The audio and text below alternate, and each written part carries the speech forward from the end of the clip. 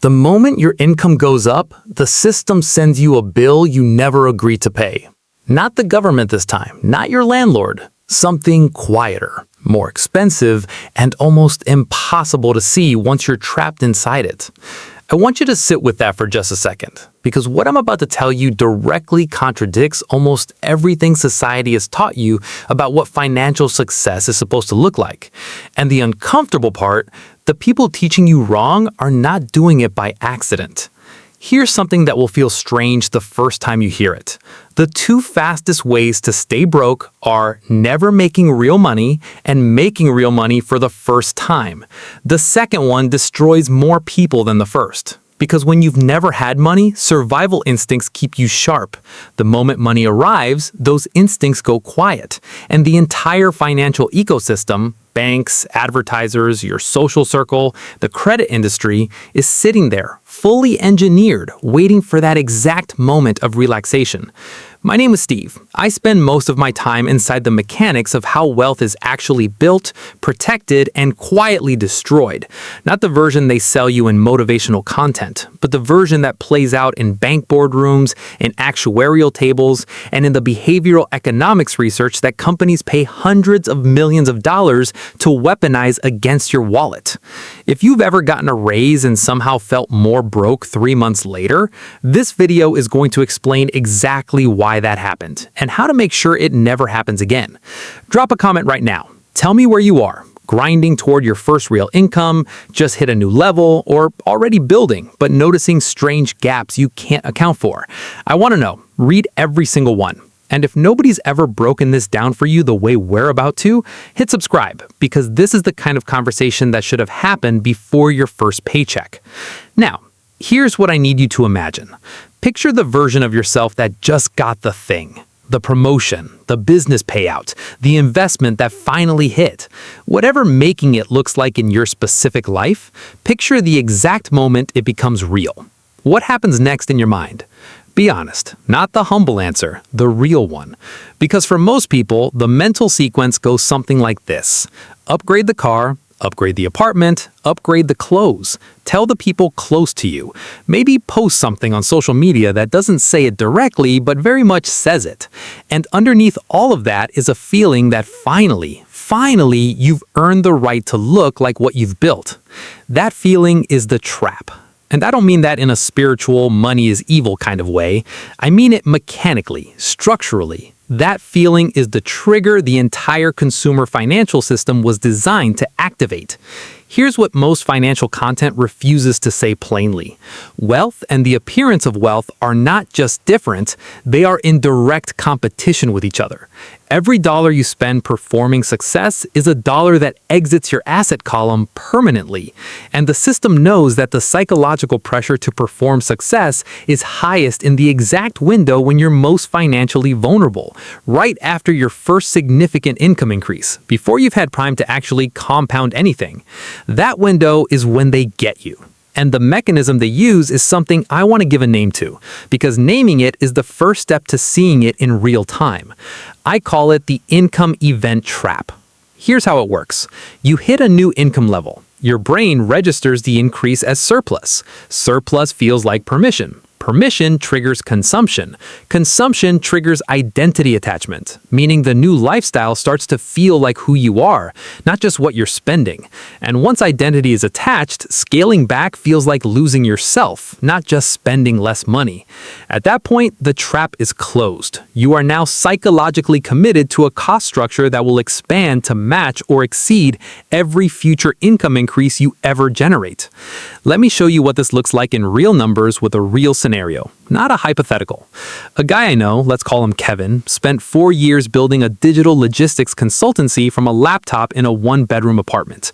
By year 4, the business is generating $180,000 a year net. Real money. life-changing money. And here is exactly what happened in the 12 months after that milestone. He moved into a luxury apartment that cost 3 times his previous rent.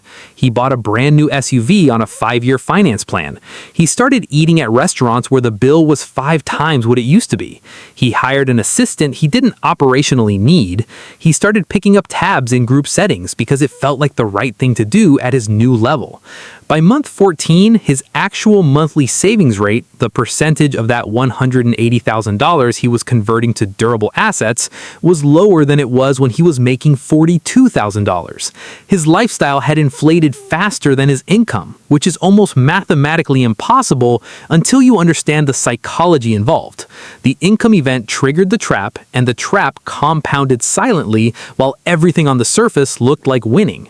This is what nobody tells you. Wealth is not a number on a payslip. Wealth is the distance between what you earn and what your life costs. And that distance can shrink to 0 or go negative at any income level.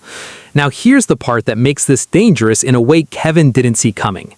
His new cost structure created a new kind of financial pressure, the pressure to maintain. And maintenance pressure changes how you make decisions. You stop being selective with clients because you need the revenue to cover the new overhead. You take on projects that compromise your positioning because the SUV payment doesn't negotiate. Your business decisions start being driven by your personal lifestyle costs, not by strategy. The trap doesn't just drain your savings, it quietly degrades your judgment. But here's where I want to shift gears, because I don't want to just diagnose the problem. I want to give you the actual counter strategy. And this is where the title of this video becomes a tactical blueprint, not just a slogan. Acting poor when you're getting rich is not about deprivation. Let me be very precise about that. It is not about driving a bad car because you're afraid of success or wearing cheap clothes to prove a point. It is about a deliberate, strategic decision to keep your visible lifestyle disconnected from your actual financial position, specifically during the compounding phase of wealth building. Here is why this works mechanically. The financial system has 2 modes for how it treats you. In the first mode, you are a consumer, and every institution you interact with is optimizing to extract value from you. Banks offer you better credit limits so you spend more. Car dealerships build financing packages designed to make the monthly number feel manageable while the total cost is predatory. Insurance companies charge you more the moment you insure something expensive. Luxury brands build aspirational marketing specifically calibrated to the newly wealthy because that's who's most susceptible. In the second mode, you are a capital deployer, and institutions actually compete to serve you, offer you better rates, bring you deals, and treat your money as an asset to be earned. The difference between which mode you're in has almost nothing to do with how much money you have. It has almost everything to do with what signals you send. The person who bought the new SUV on finance is in mode 1. The person who kept the reliable, paid-off car and moved that equivalent monthly payment into a diversified portfolio is in mode 2. Same income, completely different financial trajectory. 3 years later, one of them has a depreciating asset with finance interest attached. The other one has compounding capital that is now generating its own returns. This is the real mathematics of acting poor, not sacrifice, strategic invisibility. And here's something that I want you to really absorb, because it took me longer than it should have to fully understand this. The less visible your wealth, the more optionality you have. Optionality is one of the most undervalued concepts in personal finance. It simply means the number of choices available to you at any given moment.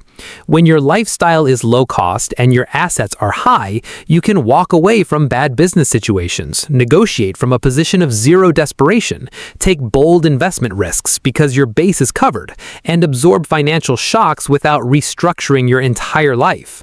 When your lifestyle is expensive and your assets are thin, you are trapped, regardless of what your gross income looks like.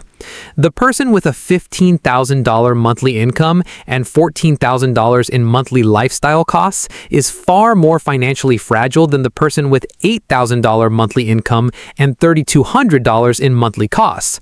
One income interruption and the first person is in a crisis. The second person has months of runway and keeps compounding through the disruption.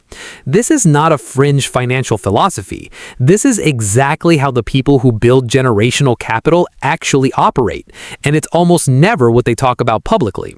Speaking of what wealthy people don't talk about publicly, let me open something up that I'm going to come back to because it goes deeper than most people expect. There is a specific reason why the banks want you to look successful, and it's not what you think. I'll come back to that. But first, I want to talk about the social layer of this, because the financial part is actually the easier part to manage. The harder part is what happens to your relationships and self-perception when you make the deliberate choice to not perform your success. A woman I know, she built a real estate investment portfolio across 3 cities over 6 years, mostly through reinvesting cash flows and living well below her means during the building phase. Her colleagues had no idea. Her extended family had no idea. She showed up to family gatherings in the same car she'd driven for years. She didn't redecorate her apartment. She didn't start wearing a different category of clothing. And for most of that period, people around her assumed she was doing okay, not exceptional. Here's what she gained from that decision: complete freedom from other people's financial expectations. Nobody was asking her to fund family projects. Nobody was recalculating their expectations of what she should contribute. Nobody was watching her choices through the lens of she can afford it. She made every financial decision, every reinvestment, every new acquisition in an environment free of social pressure. That invisible operating environment was one of the most valuable assets she built during that phase, and it cost her exactly nothing. Here's what most people don't account for when they think about announcing or displaying financial success. The moment you do, you outsource a portion of your financial decision-making to other people's comfort. You start spending to manage perceptions. You start contributing beyond your actual desire because you don't want to look stingy relative to what people now think you have.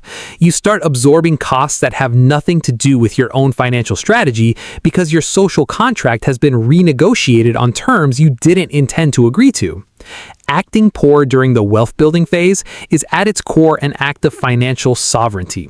You are refusing to let other people's perception of your money dictate how you deploy your money, and that sovereignty compounds. Every month you stay invisible, you are buying more time for your capital to work uninterrupted. Now, let me come back to what I said earlier about banks wanting you to look successful. Here is the uncomfortable truth. Banks are not in the business of helping you build wealth. I know that sounds obvious, but I mean it in a very specific way that most people miss. Banks profit most from the gap between what they pay for your deposits and what they charge for their lending products. Your deposits are their cheapest raw material. The ideal bank customer from a profitability standpoint is someone who earns well, keeps a substantial balance, uses credit products consistently, and never quite builds enough in external assets to have the leverage to walk away. The moment you develop a habit of moving money out of accounts and into assets, property, equity investments, business capital, you become less profitable to the bank. You're no longer the customer they designed their product ecosystem around. And here's the part that should make you deeply attentive. The consumer banking experience, the rewards programs, the premium card tiers, the relationship manager who calls you when your balance crosses a threshold, is all optimized to make you feel valued inside the system while keeping your capital accessible to them and relatively idle for you. Acting poor in the banking context means being aggressively boring as a customer. It means prioritizing asset accumulation over consumer product engagement. It means your bank account is a transit point, not a destination. The money moves through quickly into instruments that work for you, not instruments that work for the institution. This is the operating philosophy that separates people who earn well from people who actually build wealth across a decade. The earner keeps upgrading the lifestyle. The builder keeps the lifestyle flat and redirects every income increase directly into the asset column. Flat lifestyle, rising assets. That is the mechanical definition of acting poor when you're getting rich. And after 10 years, the difference in net worth between those two approaches at the same income level is almost impossible to fully communicate without showing the actual compounding math. So let me leave you with this. The system will never tell you to act poor because the system profits from your desire to act rich.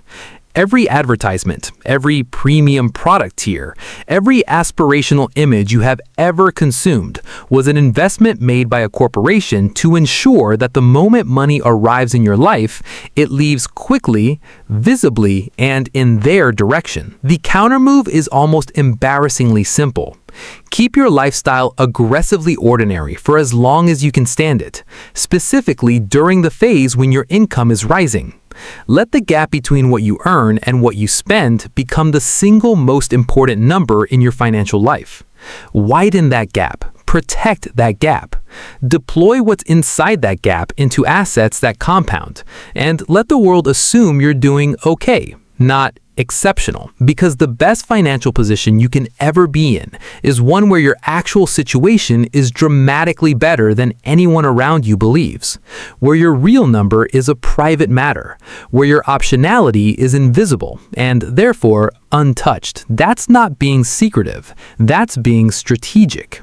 The loudest person in the room about their money is almost never the wealthiest, and the wealthiest person in the room almost never tells you what they're worth. They just keep acting like they don't need to. That's the standard, and that's what the next level actually looks like. If this reframed how you think about the relationship between income, lifestyle, and real wealth, subscribe. We do this every week. Same level of depth, different angles, always something you can apply before the video ends. I'll see you in the next one.